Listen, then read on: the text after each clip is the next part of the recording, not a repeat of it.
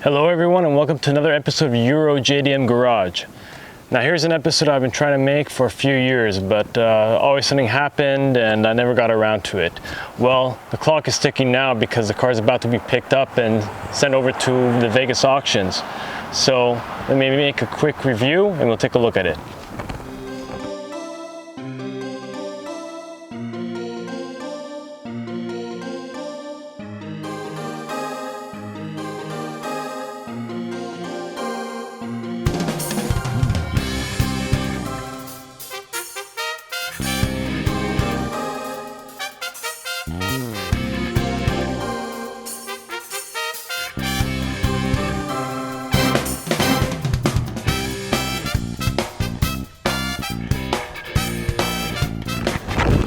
Now, before we go any further, I'll talk a little bit about what the Nissan Figaro is. Although if you're watching this video, I'm guessing you probably have a good indication of the car.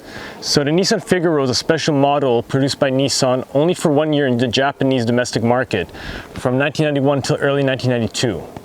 Now this one is a fully custom job, so you couldn't get it in orange, but they came in 4 different colors in blue, green, brown, and white, each one corresponding to one of the 4 seasons. And it had this really cool kind of 50s retro design. And Nissan was really doing that back in the late 80s, early 90s. They were releasing a one-off model for each year. So you had the Figaro, before that you had like the POW, after that you had the S-Cargo, you had the BE1, and it's just so unique, and you don't really see auto manufacturers doing anything of the sort these days. Can you imagine building what's pretty much like a concept car into production?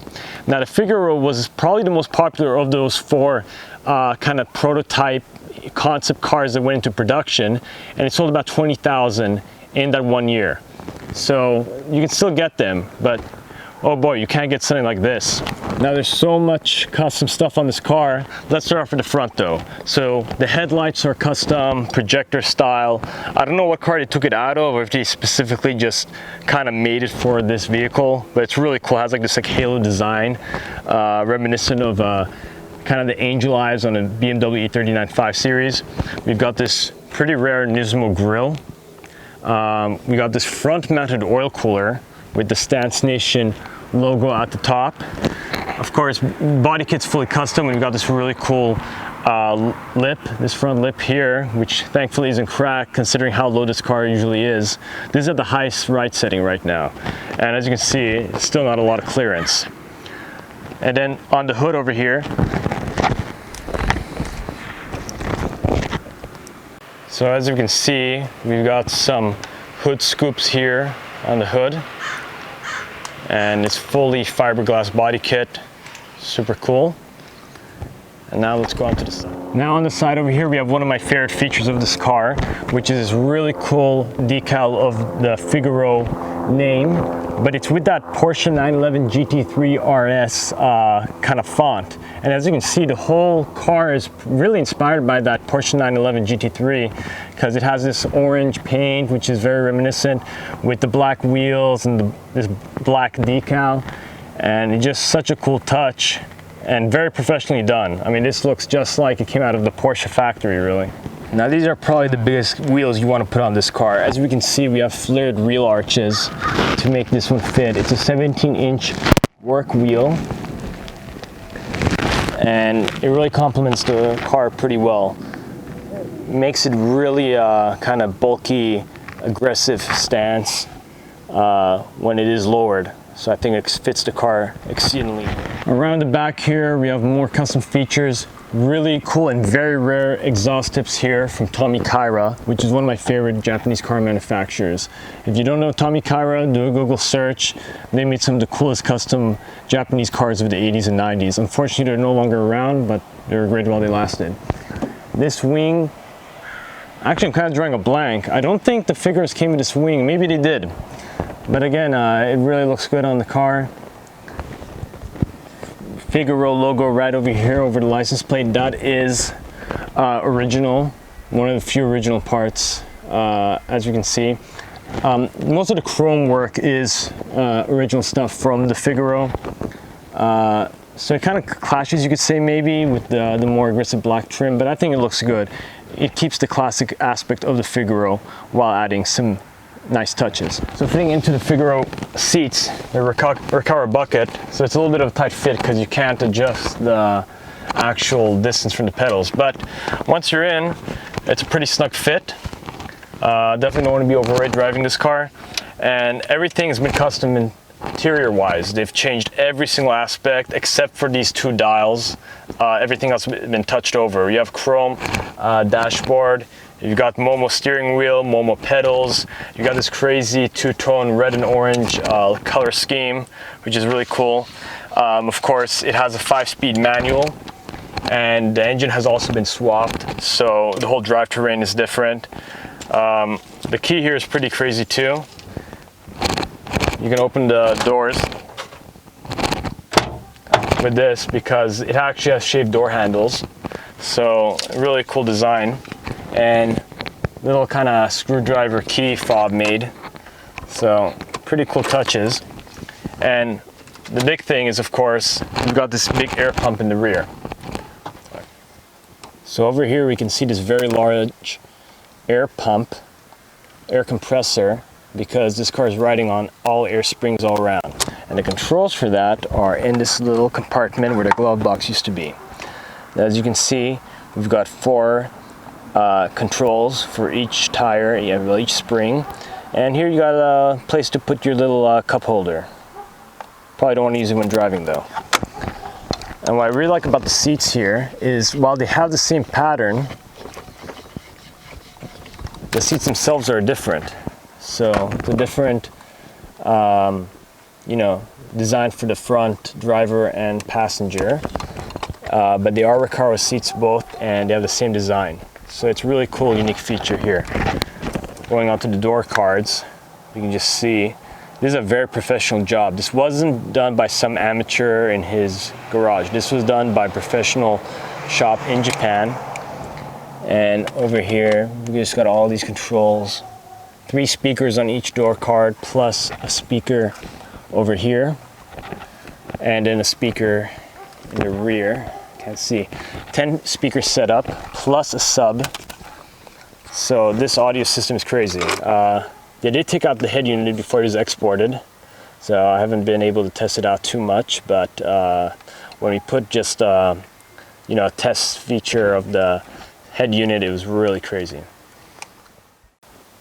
So I think the most interesting custom job on this car is the engine.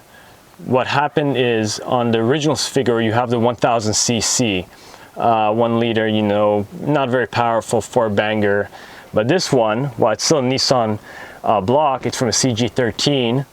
It's a CG13, which is from a Nissan Cube, or a few other models had it. So it's a 1.3 liter, but we have custom headers here. We have individual throttle bodies on every cylinder.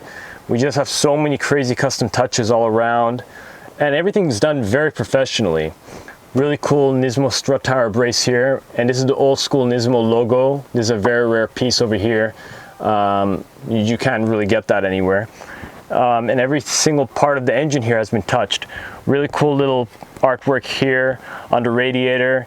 So when they tuned this car, I mean, they had attention to detail. This was not some amateur job, and it really comes through when you look at how many nice touches that show this is a very, very professional and well-budgeted shop. They did not spare any expense when they built this thing. So another thing that adds a lot of character to this car are all the stickers from every car show it ever entered. Here we have Stance Nation Japan with Jason Voorhees hockey mask under the hood. I really like that one. Over here on the other side, we've got something very interesting. Is the Moon Eyes 30-year anniversary in 2016. What Moon Eyes is, it's named after Dean Moon, who was a big American hot rodder here in Southern California.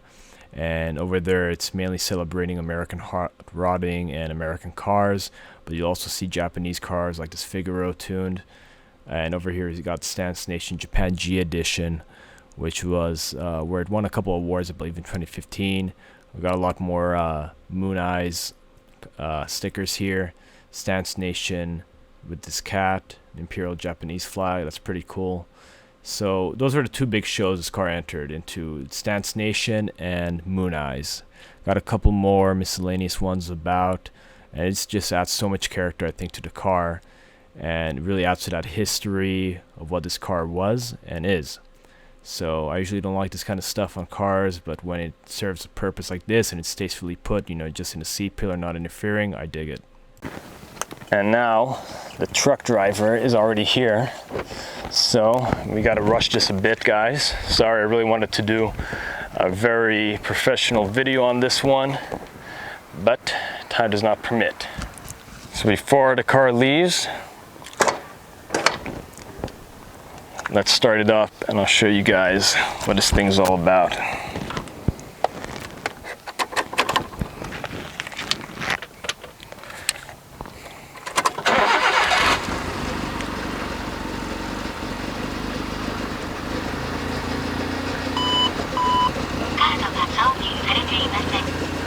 Now this engine gets loud.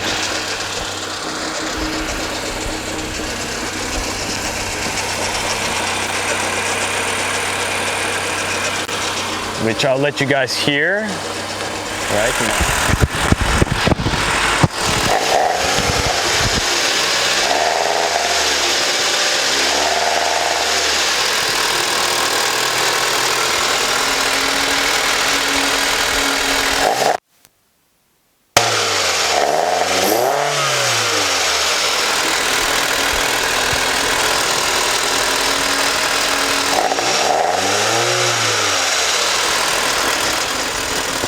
Mecum exhaust is so nice. It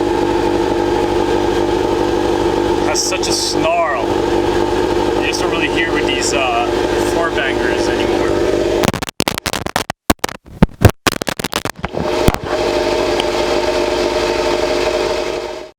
Now before we go and load up the Figaro to the truck, I want to show you the before and after of this car, so you can see what the car looked like when it was first gotten by the shop and what they did to it, which is just crazy. Now this is from one of the Stance Nation shows. I think this one's from 2015 or 16. So the wheels are a little different, the strut tire brace is a little different, spark plug wires red instead of blue, but overall very similar into what it is now in its complete state. So looking really good at the show here, and they're just going over a lot of the custom stuff that was done to it. And as you can see, it's also riding on the lower suspension, lowest setting, which is what it was set for at the show. And just such a cool interior. I really love it.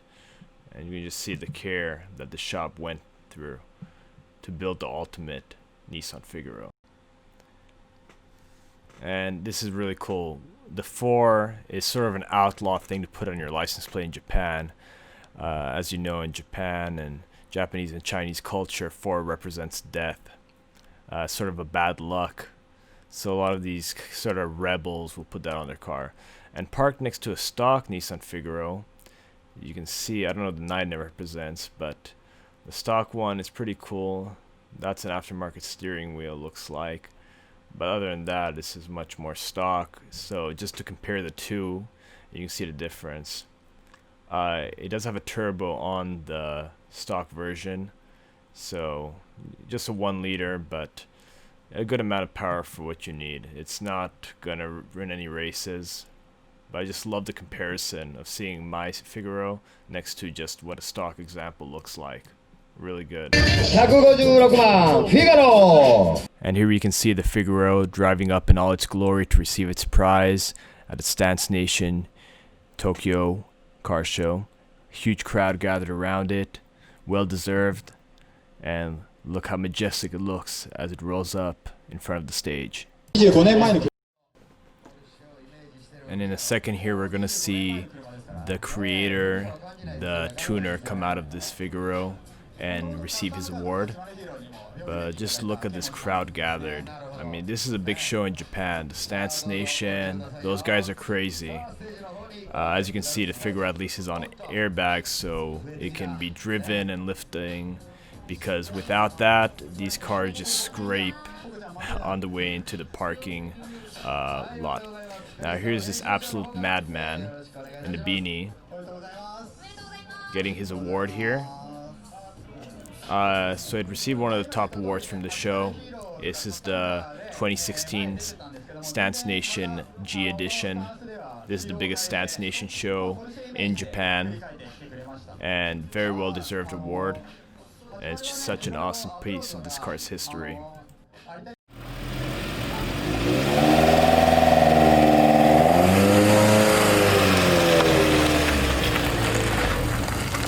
Slow. You're good. You're good.